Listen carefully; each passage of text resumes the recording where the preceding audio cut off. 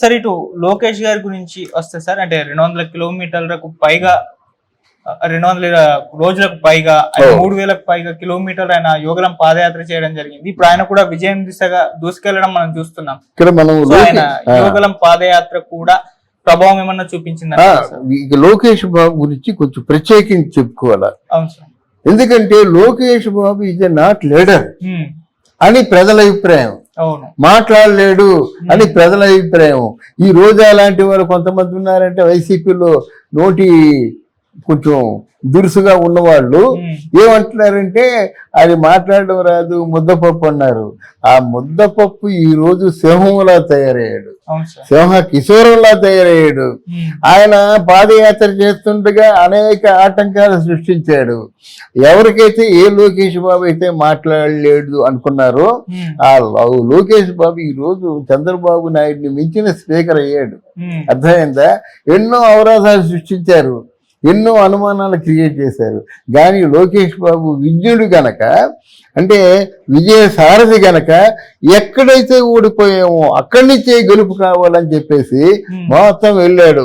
మంగళగిరిలో ఏమిటి మీ సమస్యలు అంటే, బాబు ఇక్కడ సామాజిక మన పద్మశాలి సామాజిక వర్గం ఉంది, చాలా మొగ్గాలు కావాలి, మరమొగ్గాలు కావాలి, ఇచ్చేదామని బ్రతుకుతారు అన్నారు. ఓకే, మరమొగ్గాలు తీసుకోండి. ఇంకేంటి సమస్య అంటే, మాకు దుకాణాలు ఉంటే శాశ్వతంగా మా బతుకు తెరుగు ఉంటుంది. ఎవరెవరు ఇస్త్రీపేటల దగ్గర నుంచి, దుకాణాల దగ్గర నుంచి, దుకాణాల్లో ఇన్వెస్ట్మెంట్ దగ్గర నుంచి మొత్తం మంగళగిరినేమో సుభిక్షం చేసి పారేశారన్నమాట. ఎవరి మీద ఆధారపడకుండా ఇండివిజువల్ గా ఎవరు వాళ్ళు బతికేటువంటి ఏర్పాట్లు జరిగాయి. అందువల్ల మామూలు కాదు. ఈరోజు లోకేష్ చాలా అంటే మంచి ఆధిక్యంతో గెలుస్తారన్నమాట. ఎన్నో సమస్య లేదు. ఆళ్ళ రామకృష్ణారెడ్డి అలాగే పోయాడు, ఎలాగొచ్చాడు అలాగే పోయాడు అన్నమాట. ఎవరికి కూడా ఏ అవకాశాలు లేవండి. అంటే కేవలం పేరుకే మంత్రులు, పేరుకే ఎమ్మెల్యేలు, కానీ వాళ్ళ ఊళ్ళల్లో ఏమైనా చేయించుకున్నారా? ఫెయిల్యూర్ కారణం అదే.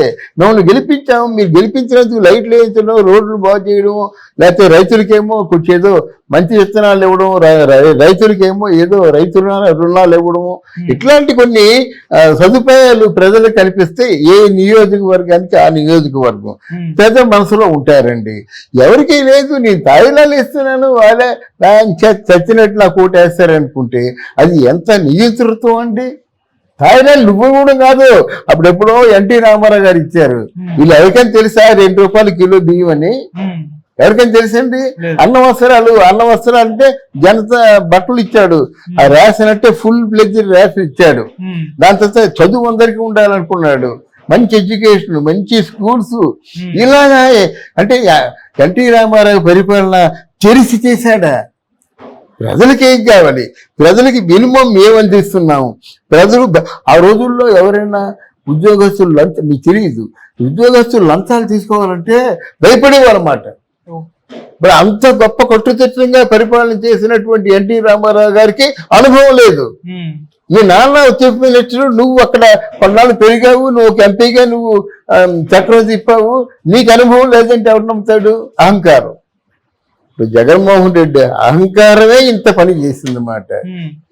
ఈ నిన్నగాక మొన్న 150కి దిగే పరిస్థితి లేదు, 150కి దిగే పరిస్థితి లేదు. బహుశా మతాబులు కాలుతున్నాయి, పవన్ కళ్యాణ్ గెలుచుంటాడు, అది మన అంతనా.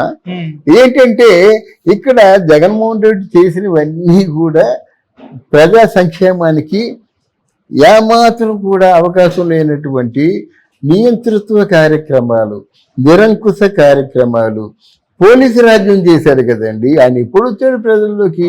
ఏ రోజైనా ఎక్కడైనా ఆంధ్రలో కానీ ఢిల్లీలో కానీ అంటే మోదీ గారిని కలిసి వచ్చిన తర్వాత ఏదైనా మాట్లాడా ప్రజా సమస్యల గురించి? ఇక్కడ ఆంధ్రాలో ప్రెస్ మీట్ ఎప్పుడైనా మాట్లాడితే సర్దలేటండి. సర్దలకి ఏం తెలుసు? ఓ జర్నలిస్టు, అర్థమైందా? ఆయన తాలూకు ఏంటో వ్యక్తిగతమైన వాక్ చాతుర్యంతో లేదా ఆయన మాటల్ని తీయగా అనిపించే నువ్వు సకల శాఖ మంత్రిగా పెట్టుకున్నావు, కానీ సద్దరికేం తెలుసు? ఈ బొత్సాన్ని తొక్కేశావు అంటే ఆయనకంటే అధికంగా ఎవరు ఉండకూడదు అన్నమాట. బొత్సాన్ని పక్క తొక్కేశారు కదా, అయిపోయింది. ఈరోజు బొత్సాకు కూడా ఇందాక నేను చూసినట్టయితే బొత్సాకు కూడా కిమిడి కళా వెంకట్రావు అని తెలుగుదేశం పార్టీలో మొదటి నుంచి ఉన్నాడు. ఎన్టీ రామారావు గారికి అత్యంత ప్రీతిపాత్రుడు. ఆయన ఇప్పుడు చీపురుపల్లిలో గెలిచేలాగా ఉంది ఇందాక చూసిన దాని ప్రకారంగా. అంటే ఇలాగా నువ్వు వెళ్ళిపోతూ అక్కడ ఋషికొండ అంటే మీకు జనంలో వ్యతిరేకతకు కారణం ఋషికొండ. ఋషికొండ అంటే ఋషులు ఉన్న ప్రాంతం, వీళ్ళెవరికి తెలీదు. అక్కడ బౌద్ధారామం ఉంది, అమరావతిలో బౌద్ధారామం ఉంది. ధర్మంవీర మహాచక్ర అనేటువంటిది వాళ్ళు ఒక సమావేశం ఏర్పరచుకుంటారు. ఆ సమావేశం ఏర్పరచుకోవడానికి తగిన స్థలం ఇది అని అక్కడ అమరావతి మాట. అమరావతి ఏంటి? ఇంద్రుడు ప్రతిష్ఠించినటువంటి శివలింగం మాట. అమర అంటే ఇంద్రుడు, అమరావతి అని పెట్టారన్నమాట. ఏమి తెలియకుండా మాట్లాడతారు. ఋషికొండ అంటే ఋషులు తపస్సు చేసుకునే కొండ. తర్వాత ఏ కెలామిటీస్, ప్రకృతి కెలామిటీస్ ఏమొచ్చినప్పుడు కూడా భీముపట్నం బీచ్ ఉంది. భీముపట్నం నుంచి వైజాగ్ వరకు ఉంది బీచ్. ఆ బీచ్ ఎప్పుడైనా సరే కొంచెం పోటెచ్చినప్పుడు అక్కడ ఋషికొండ అంటూ అడ్డు లేకపోతే మొత్తం ఊళ్ళు మునిగిపోతాయి అన్నమాట. అది అంటే భీమునిపట్నానికి విశాఖపట్నానికి ప్రొటెక్షన్కి ఆ దేవుడు చేసిన కొండలు అవన్నీ. అలాగే ఏరాడ కొండ ఉంది. ఏరాడ కొండ లేకపోయినట్టయితే ఊళ్ళోకి వెళ్ళిపోతుంది. అంటే ఆంధ్రదేశంలో విశాఖపట్నం జిల్లాలో పెట్టని కోటలు ఇవన్నీ ప్రకృతి ప్రసాదించిన వరాలు. అది తెలుసుకోవాలి.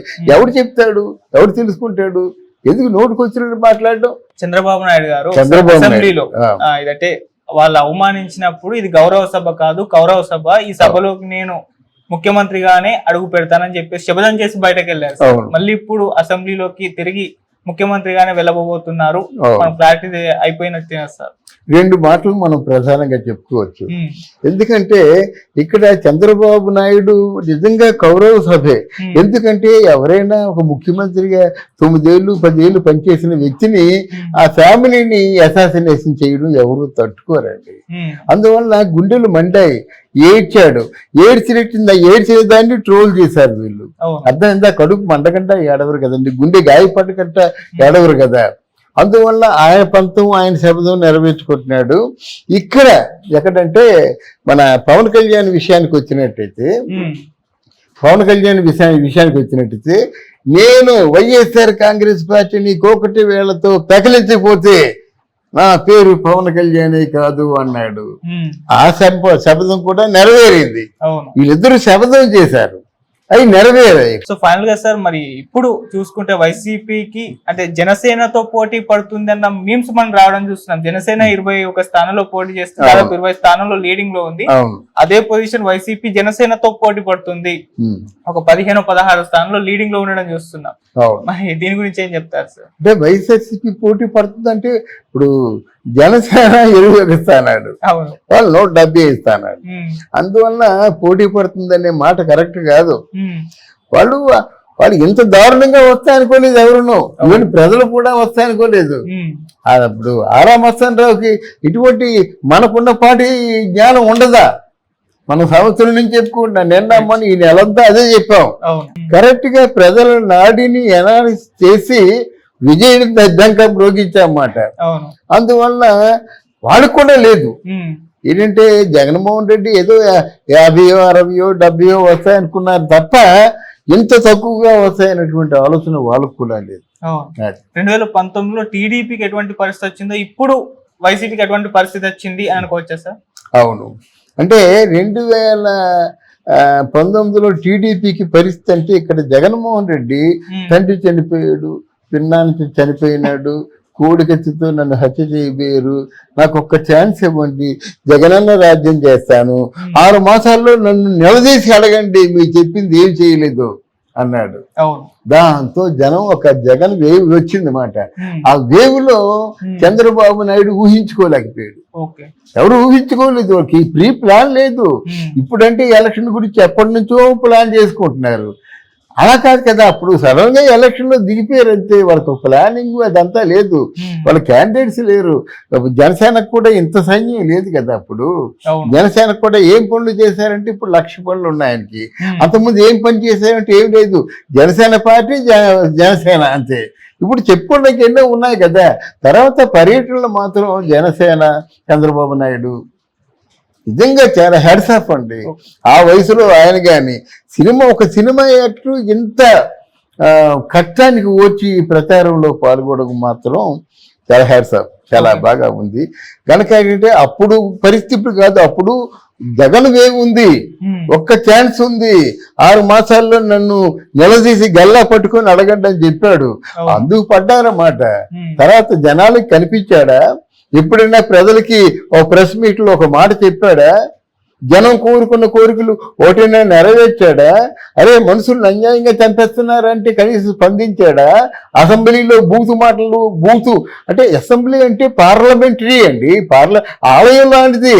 ఆలయంలో బూతులు మాట్లాడకూడదు, గౌరవ సభ్యులు అసెంబ్లీలో గాని కోర్టులో గాని బూతులు మాట్లాడకూడదు. ఏ మాట మాట్లాడినా ముందు గౌరవాన్ని తగిలించాలి. అలాంటి ఇష్టారాజ్యంగా బూతులు అంతకంటే విడమరి చెప్పలేమన్నమాట. నిస్సిగ్గుగా మాట్లాడారండి. ఇదంతా అహంకారమే కదా. తర్వాత ఏమో ఈయన పరిపాలన బాగా చూసుకోండి అని చెప్పాలి, కానీ ఆ తెలుగుదేశాన్ని జనసేనని బాగా తిట్టండి అని చెప్పడం ఏంటండి? ఎవరిని తిడితే వాళ్ళకి మంచి పదవి, ఎవరిని తిడితే వాళ్ళకి ప్రమోషన్లు. తిట్టేవాడు ఎంత దోపిడీ చేస్తున్నా అడిగేవాడు లేడు. ఈ తిట్టడం ప్రధానం అంతే. అందుకే రోజు ఏమైంది, పేటరేగిపోయింది మాట, పేటరేగిపోయింది. కాబట్టి ఈరోజు మొత్తం ఈ నాయకులు అనిపించుకున్న వాళ్ళందరూ కూడా వెనకబడిపోయారు కదా. ఇప్పుడు కాసేపట్లో ఫలితాలు వస్తాయి. అంటే ఉద్దండులు అనిపించుకున్నటువంటి రాజకీయ నాయకులు అందరూ కూడా ముఖం వేలాడేస్తూ వెళ్ళిపోతున్నారు. ఆ కొడాలి నాని వెళ్ళిపోవడం చూసాం కదా, వంశీ వెళ్ళిపోవడం చూసాం కదా. అందులో రోజా కూడా ఏదో ట్వీట్ పెట్టింది కదా. ఇప్పుడు మళ్ళీ పవన్ కళ్యాణ్ పొగుడుతూ ట్వీట్ పెట్టింది మాట. అది పవన్ కళ్యాణ్ పొగడ్డమే. కష్టాలకు వచ్చి ఎన్నైనా నష్టాలకు వచ్చి అవమానాలు భరించి చేసేవాడు నిజమైన విజేత అవుతాడు అని చెప్పింది. రోజా గారికి పెట్టుకున్నట్టు పవన్ కళ్యాణ్ వర్కౌట్ అవుతుందని చెప్తున్నారు. వర్కౌట్ అవుతుంది కదా అది. అంటే వర్కౌట్ అవడానికి ట్వీట్ ఎందుకు పెడతారు?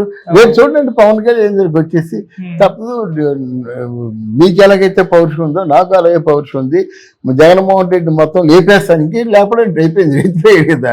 ఇప్పుడు జగన్మోహన్ రెడ్డి లేచిపోయాడండి. ఒకవేళ పొరపాటున జగన్మోహన్ రెడ్డి కానీ ఓడిపోయినట్టయితే, జగన్మోహన్ రెడ్డి కానీ ఓడిపోయినట్టయితే పార్టీ లేదు. అందువల్ల ఇటువంటి కష్టాల్లో ఉన్నాడు.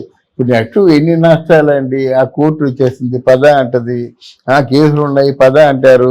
3,000 పైచీలకు వాయిదాలకి అటెండ్ అవ్వలేదు. ఇవన్నీ కేసులే కదా.